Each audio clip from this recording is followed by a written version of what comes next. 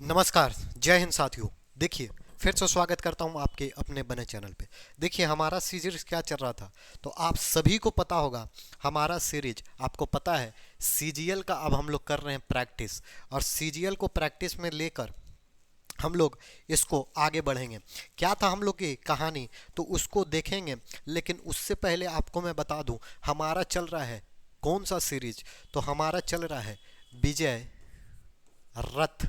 जी हाँ, विजय रथ का series start किया गया है, जिसमें आपको मैंने एमसीक्यू क्वेश्चंस करवाना स्टार्ट किया है।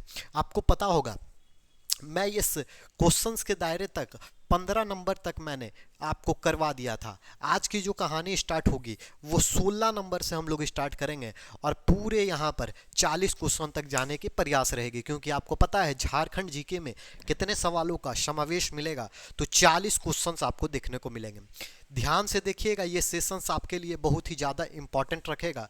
क्योंकि इस सेशन से अगर आप लगातार जुड़े रहिएगा तो आपकी पक्की है कि 30+ क्वेश्चंस कहीं नहीं जाएंगे। एकदम बेहतरीन लेवल के क्वेश्चंस यहाँ पर करवाए जा रहे हैं। फर्स्ट क्वेश्चन, अब समय व्यर्थ नहीं करते हैं, और आपको अच्छा लगेगा तो इसी तरह से शेयर, सब्सक्राइब और लाइक करना भी नहीं भूलिएगा। तो फर्स्ट क्वेश्चंस देखिए क्या है। पहला क्वेश्चंस बोल रहा है, निम्नलिखित प्रमुख खनिज हैं, उनके संबंध जिलों के उचित युग्म को सुमेलित करें। यानी आपको मैच करना है क्या, खनिज और उससे संबंधित जिले कौन से आते हैं। तो पहले देखिए टंगस्टन। टंगस्टन की अगर बात की जाए, फिर क्रोमियम, फिर अभक्र और सोडियम लवण की बात की जाए, तो आपको पता होगा टंगस्टन। टंगस्टन क्या होता है, उच्च कोटि का।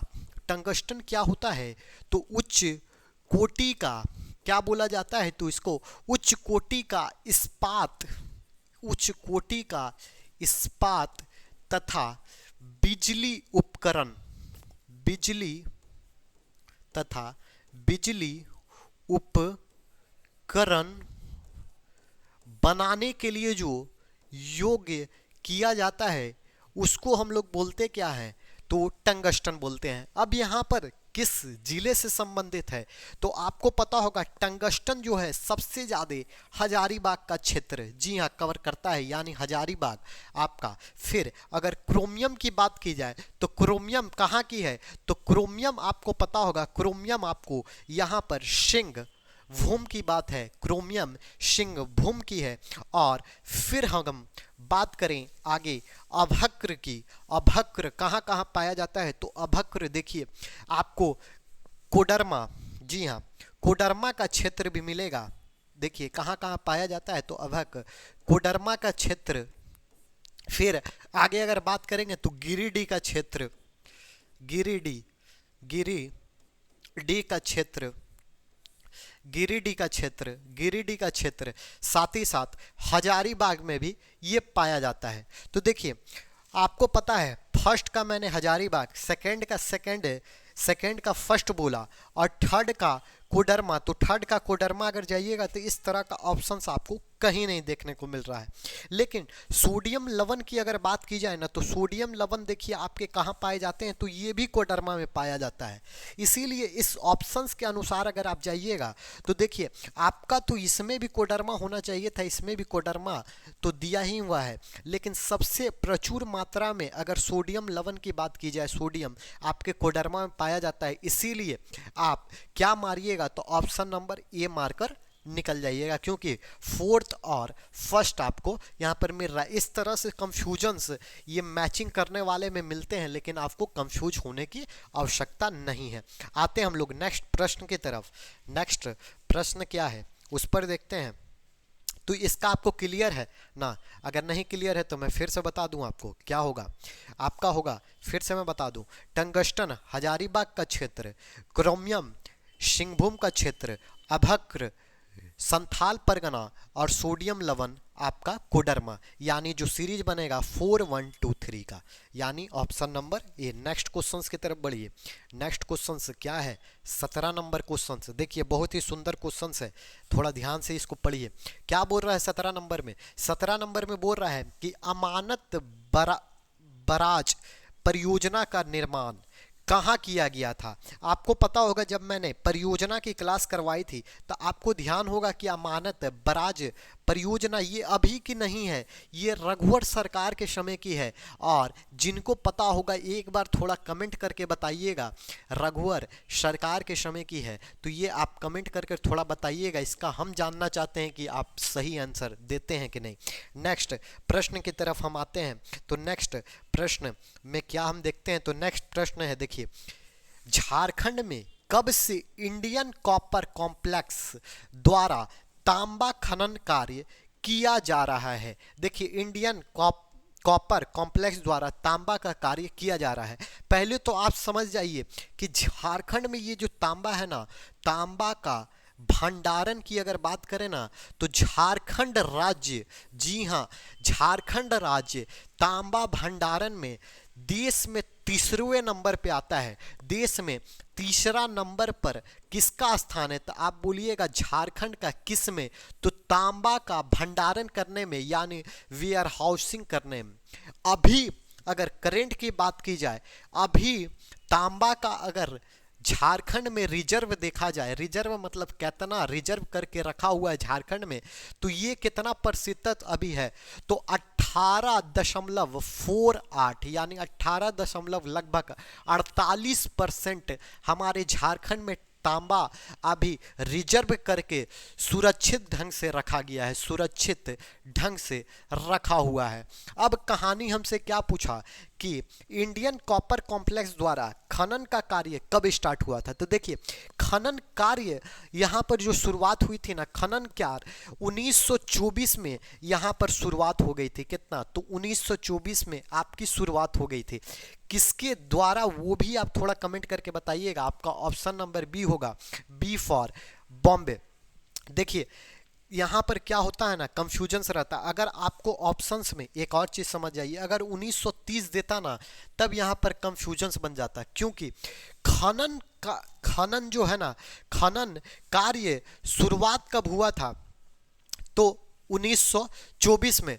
लेकिन ब्रिटिश सरकार के द्वारा जो स्थापना हुई थी ना, ब्रिटिश सरकार के द्वारा, वो हुई थी 1930 में। तो दोनों पॉइंट आप याद रखिएगा, 1924 और 1930। नेक्स्ट सवाल पर हम लोग आते हैं। सवाल नंबर अपना होगा कितना, तो 19वां नंबर सवाल। आप ध्यान से पढ़िए और कमेंट करना नहीं भूलिए। आपको जो अच्छा लग रहा है, यानी आप जिसके जवाब जानते हैं उसको कमेंट करते रहिए। तो देखिए, 19 नंबर पे आते हैं।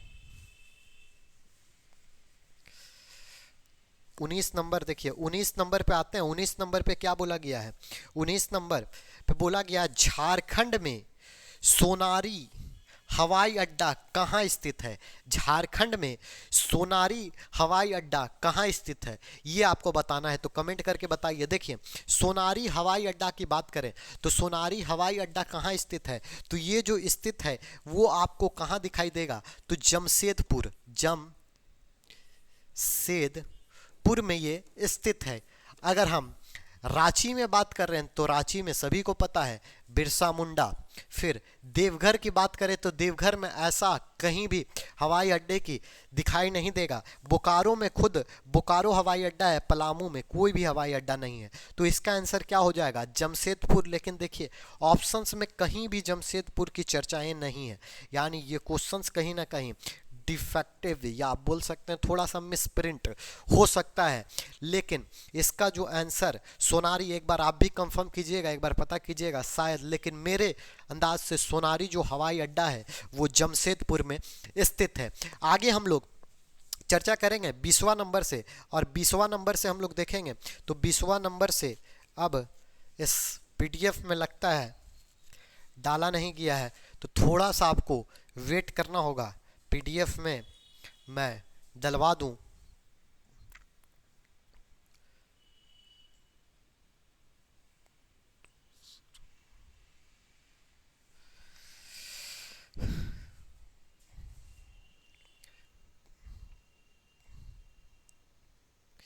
थोड़ा सा वक्त दीजिएगा, पीडीएफ शायद इसमें, और तब तक देखिए ये सब जितने क्वेश्चंस है करवाए जा चुके हैं। एक बार आप कमेंट करके सारे के सारे क्वेश्चन देख सकते हैं। अगर आप पार्ट 1 नहीं देखे हैं ना और सीधा पार्ट 2 में आए हैं, तो आपको लगेगा कि हम यहाँ से बताना स्टार्ट किए हैं, लेकिन पार्ट 1 जो हमारा है, पार्ट 1 जो हमारा है वो करवाया जा चुका है और उसमें हमने 15 क्वेश्चंस का समावेश पूरी तरह से कर लिया था। इसीलिए आज का सेशन 16वां क्वेश्चन से स्टार्ट किया गया और सीधा 16वां क्वेश्चन से यहाँ पर चर्चाएं देखने को मिली है। अब हम लोग सीधा स्टार्ट कर रहे हैं क्या, तो अब हम लोग थोड़ा सा आगे बढ़ते हैं और देखते हैं कि पीडीएफ में आगे की चर्चा 20वां नंबर से हम लोग को देखना है, तो देख लेते हैं क्या है 20वां नंबर से देखने के लिए।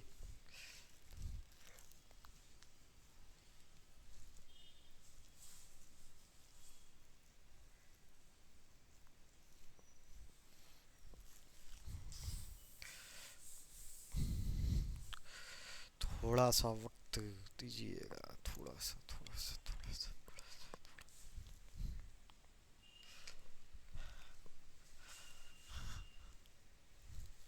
चलिए देखिए, अब हम लोग आते हैं सीधा 20वें नंबर की तरफ, क्योंकि हम लोग 19 नंबर तक कर लिए थे। आते हैं 20वां नंबर। देखिए आगे आपके पास किससे, तो खरीफ फसल से रिलेटेड सवाल यहाँ पर अब हम लोग देखते हैं क्या है सवाल में, वो देख लेते हैं और स्टार्ट करते हैं। चलिए क्या है प्रश्न, तो आप ध्यान से देखिए। थोड़ा सा मैं और इसको जूम कर लेता हूँ और अब यहाँ पर आपको साफ साफ दिखाई दे रहा है। प्रश्न क्या है, तो प्रश्न है देखिए, खरीफ फसल के अंतर्गत झारखंड की दूसरी फसल कौन सी है। खरीफ फसल के अंतर्गत झारखंड की दूसरी फसल कौन सी है, ये पूछा गया है। तो पहले देखिए, आप दो तरह के फसल से यहाँ पर देखेंगे, एक खरीफ और एक जो फसल होती है वो फसल होती है रबी की फसल। ये आप जान लीजिए। खरीफ फसल की अगर बात की जाए तो खरीफ फसल कब बोया जाता है, बुआई कब होती है, तो अगर आप बुआई की इसकी बात करेंगे तो ये जो बुआई होती है, कब बुआई होती है, तो जून और जुलाई के महीने में इसको बोया जाता है। और रबी फसल की अगर बात करेंगे तो अभी के जो मंथ में आप देख रहे हैं अक्टूबर नवंबर जो हाल ही में पार हुआ, उसमें ये बुआई किया जाता है। अब बो दिए तो इसकी कटाई कब होगी, कटाई की अगर बात करें, इसकी कटाई कब की जाती है, तो देखिए इसकी जो कटाई की जाती है वो अक्टूबर नवंबर में की जाती है खरीफ फसल की, यानी अक्टूबर नवंबर में अभी जो एक महीना पहले बीता है इसमें ये फसल कट गई होगी। और इसकी कटाई कब की जाती है, तो इसकी कटाई की जाती है मार्च और अप्रैल के अंत में इसकी कटाई की जाती है। अब यहाँ पर फसल की बात, मुख्य फसल झारखंड के अंतर्गत खरीफ का कौन कौन है, तो झारखंड के मुख्य फसल जो है खरीफ के वो है आपके दलहन, फिर आपको धान यहाँ पर दिखाई देगा, धान, साथ ही साथ मक्का, जी हाँ मक्का और मोटे अनाज। फिर रबी की अगर प्रमुख फसल की हम बात कर ले तो रबी की प्रमुख फसल है गेहूं, जो आप देखते होंगे गेहूं। फिर आपको धान यहाँ भी दिखाई देता होगा, साथ ही साथ सरसों, जी हाँ सरसों की फसल, और साथ ही साथ चना और तिलहन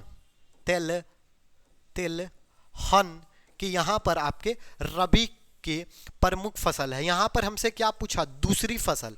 देखिए पहली फसल कौन कौन है, तो देखिए तिलहन, अरहर तो होता नहीं है, उड़द होता नहीं है, मूंगफली नहीं, तो मक्का आपका, देखिए मैंने यहाँ पर बोला था आपको मक्का, तो मक्का आपका हो जाएगा दूसरी सबसे प्रमुख फसल खरीफ की। तो आप मारिएगा डी फॉर प्यारी सी देवसेना। फिर नेक्स्ट सवाल पर आते हैं। नेक्स्ट सवाल क्या है, तो नेक्स्ट सवाल देखिए क्वेश्चन नंबर 21 पर हम लोग पहुंच गए हैं।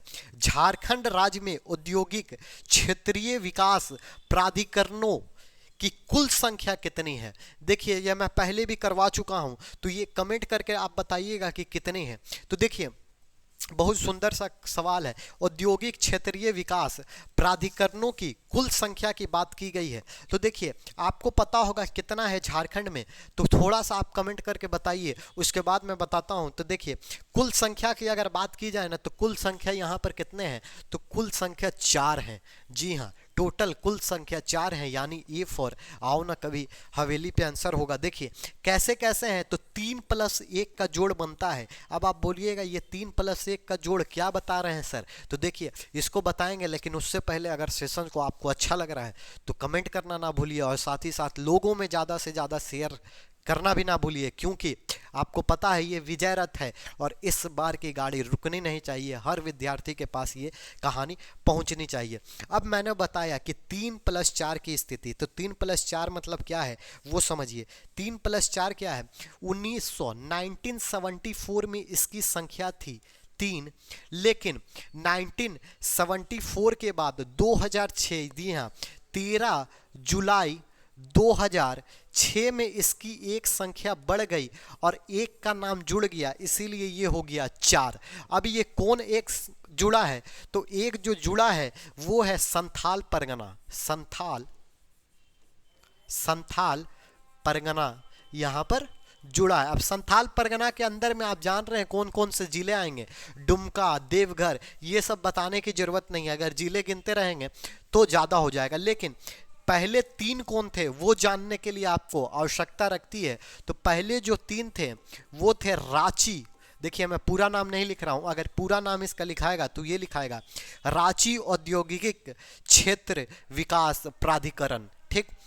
उसी तरह आदित्यपुर, एक था आदित्यपुर, और एक जो आपका था वो था बोकारो, जी हाँ, यानी 3 पहले थे, 3 आपको पहले मिलेंगे। कौन सा, रांची औद्योगिक क्षेत्रीय विकास प्राधिकरण, दूसरा आदित्यपुर औद्योगिक क्षेत्रीय विकास प्राधिकरण, और तीसरा था बोकारो। और अभी जो 2006 में, ये इंपॉर्टेंट बनता है, आपसे पूछ भी सकता है कि 2006 में एक जो जोड़ा गया था विकास प्राधिकरण, उसका नाम क्या था, तो वो था संथाल परगना औद्योगिक क्षेत्रीय विकास प्राधिकरण। आते हैं नेक्स्ट सवाल पर। नेक्स्ट सवाल आपसे क्या पूछा गया है उसको देखते हैं। क्वेश्चन नंबर 22 पर हम लोग आ गए हैं, और 22 में क्या बोला गया है उसको थोड़ा सा आप देखिए। 22 में क्या बोला गया, भारत सरकार ने झारखंड में मेगा हैंडलूम क्लस्टर को स्वीकृति प्रदान की है। राज्य के किस एक प्रमंडल के सभी जिले मेगा क्लस्टर सेंटर से आच्छादित हैं। मेगा क्लस्टर कैलेंडर की यहाँ पर बात की जा रही है। तो ये जो था वो किस जिले से मेगा क्लस्टर सेंटर की गई थी, तो आप सभी को पता होगा कौन सा था, तो हमारा संथाल, जी हाँ, सी फॉर आपका होगा कहना प्यार है। नेक्स्ट क्वेश्चंस की तरफ बढ़िए।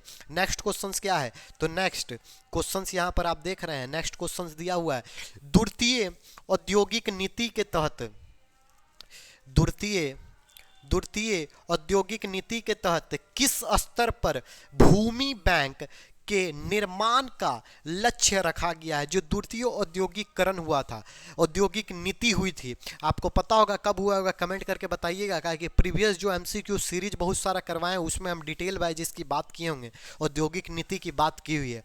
तो किस लक्ष्य जो रखा गया था भूमि बैंक का, वो किस स्तर तक रखा गया था, तो वो जो स्तर रखा गया था ना, हर एक जिले तक, जी हाँ, हर एक जिले तक, जी हाँ, इसका भी होगा सी फॉर कहो ना प्यार है आंसर। नेक्स्ट क्वेश्चंस की तरफ। नेक्स्ट क्वेश्चन देखिए, सिंपल सपाट एकदम आसान है। हिंदी विद्यापीठ कहाँ अवस्थित है, तो देखिए ये तो कितना बार मैं बता चुका हूँ, और कमेंट कीजिएगा, थोड़ा आपको भी पता होना चाहिए कि जहाँ पर विद्या की बात आती है ना और हिंदी की बात आती है तो अपने भोले बाबा के शहर में, जी हाँ, आप सभी सही बोल रहे हैं। डी फॉर हमारी सी प्यारी सी देवरानी जी, यानी डी फॉर देवसेना आपका आंसर होगा। नेक्स्ट क्वेश्चंस की तरफ बढ़ते हैं। नेक्स्ट क्वेश्चंस क्या बोल रहा है उसको थोड़ा देख लेते हैं। नेक्स्ट क्वेश्चन देखिए, 25वां नंबर पर हम लोग आ गए हैं, और सेशन अच्छा लग रहा है तो इसी तरह से प्यार देते रहिए, और सब्सक्राइब करना ना भूलिए, लोगों तक ज़्यादा से ज़्यादा शेयर कीजिए। और next question 25 number, Narendra Singh किस खेल से प्रशिक्षक हैं। नरेंद्र सिंह किस खेल से प्रशिक्षक हैं, ये आपको बताना है। तो ये आपको पता होगा किससे, तो ये जो प्रशिक्षक हैं वो हैं हॉकी। जी हाँ, हॉकी। और हॉकी कहाँ का नेशनल गेम है, ये थोड़ा कमेंट करके बताइए। बचपन से आप पढ़ते आए हैं नेशनल, राष्ट्रीय खेल के बारे में, तो ये बताइएगा। नेक्स्ट क्वेश्चन देखिए, ये सब में कुछ बताने लायक है नहीं, इसीलिए डायरेक्ट बता रहा हूँ। जिसमें कॉन्सेप्ट बताने का रहेगा, बिल्कुल आपको एक एक चीज बताया जाएगा। शेखर बोस किस खेल से विख्यात प्रशिक्षक हैं? देखिए खेल से रिलेटेड है, तो जो खेल पर्सनैलिटी है सीधा सीधे उससे क्वेश्चन पूछ रहा है। 2 क्वेश्चन 3 क्वेश्चन पूछता भी है, तो इसमें कुछ ऐसा बताने का नहीं है, इसीलिए सीधा मैं बता रहा हूँ। जिसमें कॉन्सेप्ट बताने का था मैं बताते चला गया। तो ये किससे प्रसिद्ध है, तो ये किससे प्रसिद्ध है ये आपको बताना है, तो कमेंट कीजिए और बताइए। तो ये जो आपके हैं ना वो है वॉलीबॉल। जी हाँ, शेखर बॉस जो है वो वॉलीबॉल से संबंधित रखते हैं। नेक्स्ट क्वेश्चन 27वां नंबर पे आते हैं। टाटा लो इस्पात कंपनी किस जिले में स्थित है? किस जिले में टाटा लो इस्पात? देखिए टाटा सुनते बहुत कोई टाटा मार देगा, लेकिन ये गलत हो जाएगा। आपको टाटा नहीं मारना है, क्योंकि टाटा लो इस्पात कंपनी की अगर बात है तो ये कहाँ पर स्थित है, ये पिछले 2-3 MCQ जब फर्स्ट मैंने करवाया था उसी समय ये क्वेश्चन था, ये रिपीटेड है। और ये आपको पता होगा कहाँ, पूर्वी सिंहभूम। जी हाँ, हमारे P फॉर प्यारी सी भाभी जी आंसर होगा। नेक्स्ट क्वेश्चंस की तरफ आते हैं, क्वेश्चन नंबर 28 की तरफ। और 28 में देखिए क्या बोला जा रहा है। 28 का सवाल क्या है, थोड़ा ध्यान से पढ़िए। 28 में बोला जा रहा है किस समूह द्वारा इंडियन अल्मुनियम कंपनी का अधिक ग्रहण किया गया था। यहाँ पर अधिक नहीं होगा, अधिग्रहण होगा। जी हाँ, इसको सुधार लीजिएगा, अधिग्रहण होगा, ना कि अधिक ग्रहण होगा, ये क हट जाएगा। और अधिग्रहण किया गया था। तो देखिए थोड़ा सा इसकी इतिहास के बारे में अगर जाएंगे ना, इंडियन एल्युमिनियम कंपनी को लेकर, तो आपको देखिए झारखंड में क्या जानना है, इसकी का नाम एक और आपको पता होगा, इसका फुल फॉर्म थोड़ा बताइएगा। इंडल जिसको बोला जाता है इंडल, आपको बताना है कि आखिर ये इंडल कहाँ है। तो देखिए अगर इसकी बात की जाए तो इसकी स्थिति कहाँ पर है, ये कहाँ पर है, तो मूढ़ी। जी हाँ, मूढ़ी आप नाम सुने हैं ना, ये कहाँ पर स्थित है, किस जिले में है, तो ये मूढ़ी में है। मूढ़ी में देखिए पहला पूरा देश का फर्स्ट अगर कंपनी की बात करें तो पहला कंपनी कहाँ पर, मूढ़ी में लगा था। और कहाँ कब लगी थी, अगर ईयर आपसे कभी पूछ देगा तो आपको याद रखना 1945। जी हाँ, 1945 का फर्स्ट जो कंपनी लगाया गया था इंडल, वो मूढ़ी में। यानी आप इंडियन एल्युमिनियम कंपनी की अगर बात किया जाए तो कहाँ पर, मूढ़ी में 1945 में। फिर इसकी अगर कार्य स्टार्ट की बात करें तो 1948 में यहाँ पर कार्य शुरू हुआ था, यानी वर्क स्टार्ट कब हुआ था ये भी आप जानिएगा। तो इसका जो कार्य शुरुआत हुआ था 1948 में इसका कार्य स्टार्ट हुआ था। और अगर इसकी हम अधिग्रहण की अब बात करते हैं, इसकी अधिग्रहण की बात करते हैं, तो इसका अधिग्रहण जो हुआ था ना मार्च 2005 में। जी हाँ, मार्च 2005 में इसका अधिग्रहण किया गया था। किसके द्वारा, तो देखिए हिंडास्को आपको पता है कौन है, तो हिंडास्को आदित्य बिरला ग्रुप। जी हाँ, आदित्य बिरला ग्रुप के द्वारा, आदित्य बिरला ग्रुप, हिंडास्को आदित्य बिरला ग्रुप के द्वारा इसका अधिग्रहण किया गया था मार्च 2005। अगर डेट की बात की जाए तो वो भी आप याद रख सकते हैं, 7 मार्च 2005 को। हमसे क्वेश्चंस में सिर्फ क्या पूछा कि अधिग्रहण किया गया था किसके द्वारा, तो हम बोलेंगे बिरला के द्वारा। जी हाँ, आदित्य बिरला पूरा नाम देगा तो आदित्य बिरला मारेंगे, नहीं तो बिरला मारकर हम निकल जाएंगे। नेक्स्ट सवाल पर हम लोग आते हैं। देखिए कभी कभी इसकी अवस्थिति पूछ सकती है, ये कहाँ स्थित है, तो स्वर्ण आप लिख लीजिए, स्वर्ण रेखा नदी के तट पर ये स्थित है इंडल। और आप कमेंट करके थोड़ा बताइएगा इंडल का फुल फॉर्म, क्योंकि मैं बताया हूँ एक सेशंस में, इसीलिए। चलिए आइए नेक्स्ट सवाल की तरफ आते हैं। नेक्स्ट सवाल 29 नंबर क्या बोल रहा है, बिहार कास्टिक सोडा एवं केमिकल कंपनी। देखिए बिहार है, इसका मतलब आप मत सोच लीजिएगा कि ये बिहार में है, कहाँ पर है ये आपको बताना है। तो कहाँ स्थित है, तो ये जो स्थित है ना वो आपका बी, जी हाँ बी फॉर भाभी जी, गढ़वा में ये स्थित है। कब हुआ था, कब इसकी स्थापना, तो स्थापना इसकी 1984, ये आप याद रखिएगी। इसकी स्थापना कब, 1984 में। गढ़वा रोड, देखिए अगर गढ़वा दिया है तो ठीक, लेकिन अगर पूरा अगर जानिएगा ना तो गढ़वा रोड पलामू, गढ़वा रोड पलामू इसका ये होगा। तो आप देखिए गढ़वा नहीं मार सकते हैं, कभी कभी बहुत कोई गढ़वा मार कर निकल जाएगा, लेकिन अगर बात की जाए तो गढ़वा रोड पलामू यानी सी हो जाएगा। मैंने बोला था ना आपको कि मैं कभी कभी आप पे ऊपर छोड़ूंगा, जानबूझकर थोड़ा बहुत मैं मिस्टेक करूंगा कि आप ध्यान दे रहे हैं कि नहीं, थोड़ा देखिएगा। तो गढ़वा देखकर तुरंत गढ़वा मत मार दीजिएगा, क्योंकि गढ़वा रोड पलामू में इसकी जो कहाँ स्थित है तो वहाँ पर स्थित है। नेक्स्ट सवाल के ऊपर आते हैं, 30 नंबर पे हम लोग पहुँच गए। अब हमारे पास मात्र 10 क्वेश्चन इसके बाद बचेगा, फिर मिलेंगे किसी नेक्स्ट सेशन में। तो ये क्वेश्चंस को थोड़ा पढ़िए आप भी, और मैं आपको पढ़ के बताता हूँ। देखिए क्या बोला है, heavy engineering corporation HEC Bharat सरकार ने रूस और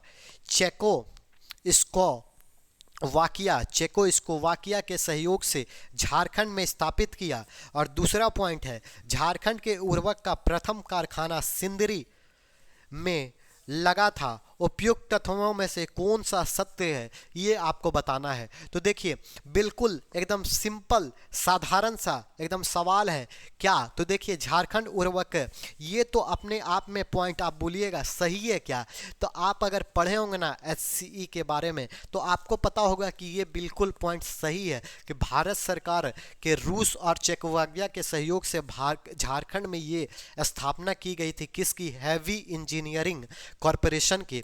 और दूसरा जो था ना, झारखंड में उर्वरक का प्रथम कारखाना सिंदरी में ही है। और ये सिंदरी कहाँ पड़ता है, तो आपको पता होगा धनबाद, जी हाँ धनबाद, बोकारो से जब आगे जाइएगा तो जगह पड़ती है धनबाद, वहीं पर धनबाद में सिंदरी में ये क्या हुआ था, प्रथम कारखाना लगा था। कब लगा था, तो ये भी आप ध्यान में रखिएगा, 2 मार्च का वो वक्त था, 2 मार्च का वक्त 1951, जी हाँ 2 मार्च 1951 में लगा था। उस समय कौन इसका शिलान्यास करने वाले थे, तो जवाहरलाल नेहरू, उस समय के प्रधानमंत्री जो थे हमारे PM, उनके द्वारा हुआ था, जवाहरलाल नेहरू के द्वारा किया गया था। नेक्स्ट सवाल पर हम लोग आते हैं, नेक्स्ट 31 नंबर पे आते हैं। और 39 नंबर पे क्या बोला गया है उसको देखते हैं।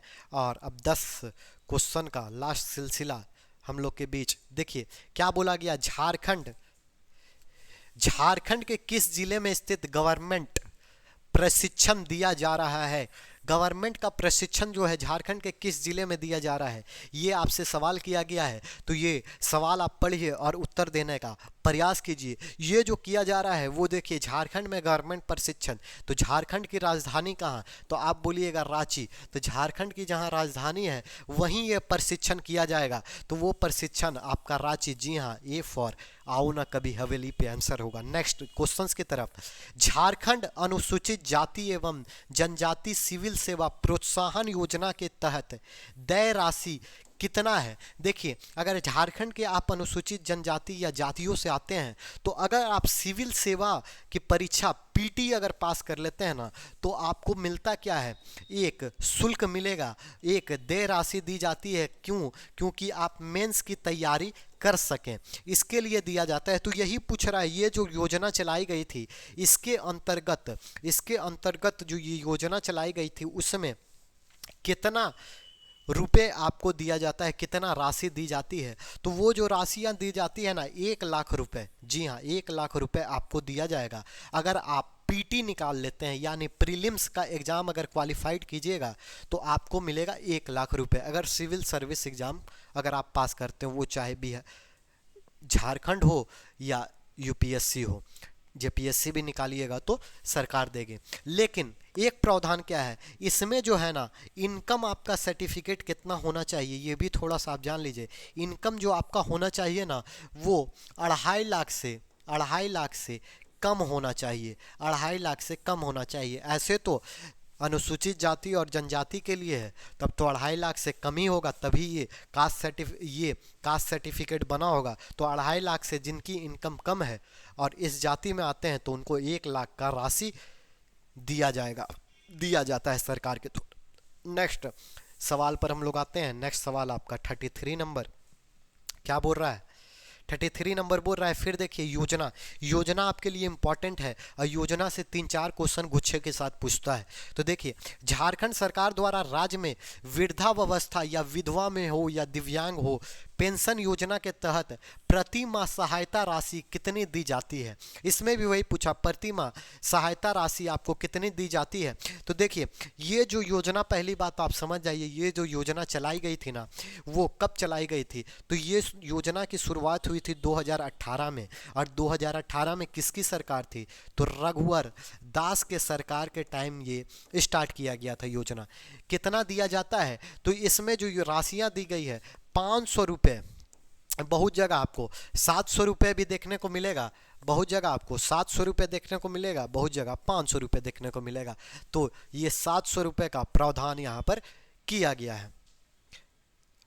ठीक, और नेक्स्ट क्वेश्चंस की तरफ बढ़ते हैं। नेक्स्ट क्वेश्चंस में देखिए, सुजलाम सुफलाम योजना राज्य संचालित किया जाता है तो किसके लिए संचालित? तो ये भी देखिए, ये जो इसका थोड़ा सा गलत है। देखिए, इसमें क्या होगा, 1,000 की राशि आपको दी जाती है और ये रघुवर सरकार के द्वारा नहीं, इसका मैंने बता दिया 2018 में रघुवर दास के द्वारा ये सुजलाम सुफलाम योजना चलाई गई थी। और किसके लिए चलाई गई थी? तो सूखे की स्थिति से निपटने के लिए, सूखा उखा पड़ जाता है ना, उसकी स्थिति से निपटने के लिए, यानी ए फॉर आपका इलाहाबाद आंसर होगा। नेक्स्ट क्वेश्चंस की तरफ बढ़ते हैं। 35 नंबर पे हम लोग आ गए हैं, 35 नंबर। और 35 नंबर के बाद 35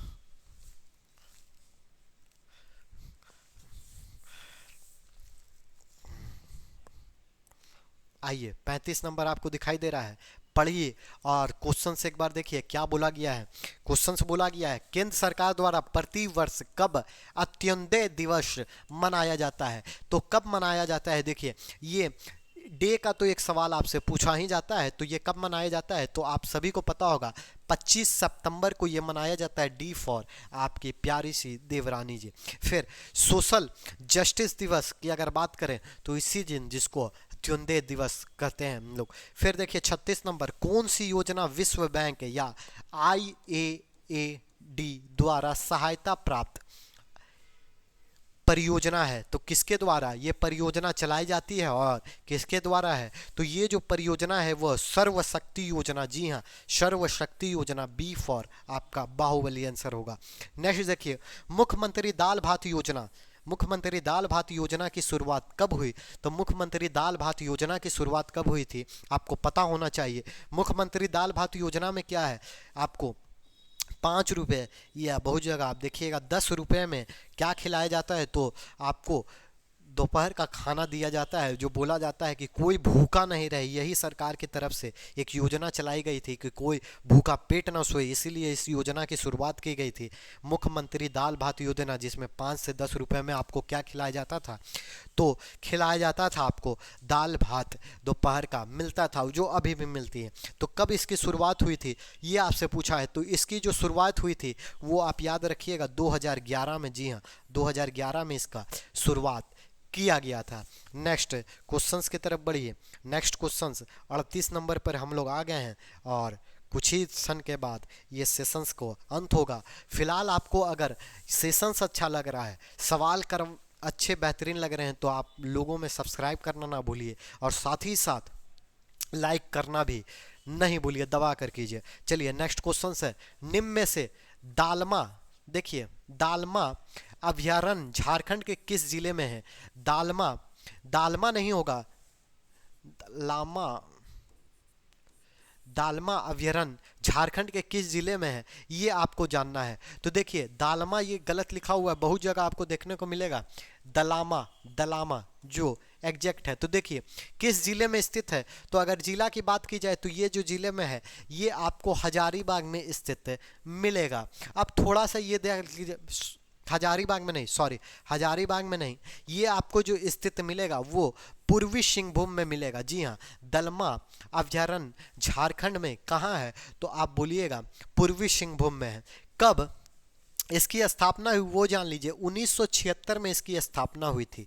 अगर पूरे हम इसकी वर्ग किलोमीटर की बात कर लें, कितना वर्ग किलोमीटर में अगर ये फैला हुआ है वो भी आप जान कर रखिए, तो 193.22 वर्ग किलोमीटर में ये पूरी तरह से फैला हुआ है।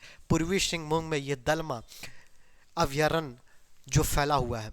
नेक्स्ट, इस किस चीज के लिए अगर प्रसिद्ध की बात की जाए तो ये किस लिए प्रसिद्ध है, ये भी आप थोड़ा सा जान लीजिए।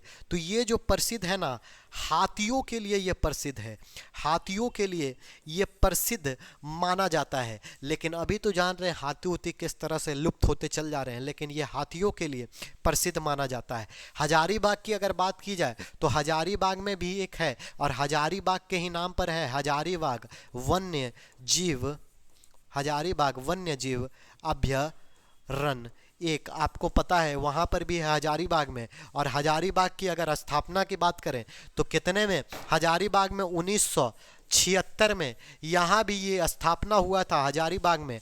और इसका वर्ग किलोमीटर की अगर बात करें तो 186.22 लगभग वर्ग किलोमीटर में ये फैला हुआ है। फिर हजारीबाग में ज़्यादातर आपको क्या देखने को मिलेगा, वो कभी कभी पूछता है एग्जाम में। तो देखिए किस लिए वो फेमस है, तो तेंदुआ, आपको हजारीबाग के अंदर आपको तेंदुआ देखने को मिलेगा। साथ ही साथ आपको हायना, जो पूछता भी हायना आपको कहाँ पाया जाता है वन्यजीव में, तो हायना आपको हजारीबाग के इसमें देखने को मिलेगा। तो आपका जो आंसर हो जाएगा इसका वो हो जाएगा पूर्वी सिंहभूम। लेकिन इस हजारीबाग के बारे में भी आपको डिटेल थोड़ा बहुत जानने की आवश्यकता था, जो मैंने बता दिया। नेक्स्ट क्वेश्चन में देखिए पूछा भी गया, देखिए डायरेक्ट पूछा है ना अभी, झारखंड के किस अभयारण्य में भेड़िया पाया जाता है, तो किस अभयारण्य में भेड़िया पाया जाता है, तो देखिए ये जो पाया जाता है महुआ टाड़, बहुत कोई बोलता है ना महुआ टाड़ से आइले हैं कारे, हाँ तो यही महुआ टाड़ में पाया जाता है। बी फॉर आपका हो जाएगा बाहुबली। अब थोड़ा सा महुआ टाड़ में पाया जाता है, जब क्वेश्चन पूछा है तो इसके बारे में भी हम लोग जान लेते हैं। महुआ टाड़ कहाँ पर है, तो आप बोलिएगा ये लातेहार का एरिया, आप झारखंड में जाइएगा तो वहाँ पर ये महुआ टाड़ अभयारण्य आपको मिलेगा देखने को। इसकी स्थापना की बात कर लेते हैं, कब हुई थी, तो 1976 में इसकी स्थापना, 1956 में इसकी भी स्थापना हुई। और इसका वर्ग किलोमीटर की अब बात कर लें, कितने वर्ग किलोमीटर में फैला हुआ है, तो ये 83.25 के लगभग वर्ग किलोमीटर में ये फैला हुआ है, ये जो आपका अभयारण्य देखने को मिल रहा है।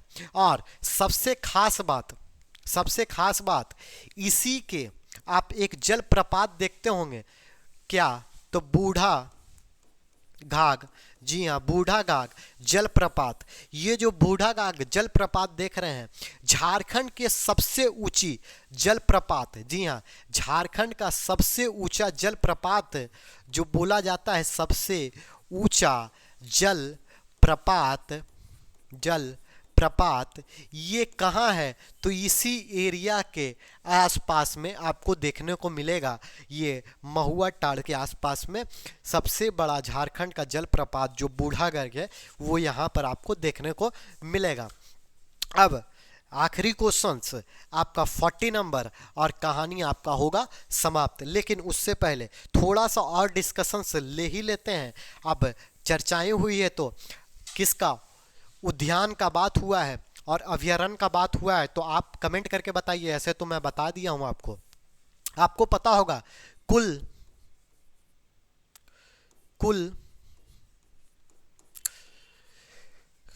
राष्ट्रीय उद्यान की अगर बात करें झारखंड में, कुल राष्ट्रीय उद्यान की बात करें झारखंड की, तो यहाँ पर कितना है, तो सिर्फ एक है, और वो कौन सा है सभी को पता होगा, बेतला। जी हाँ, बेतला राष्ट्रीय उद्यान।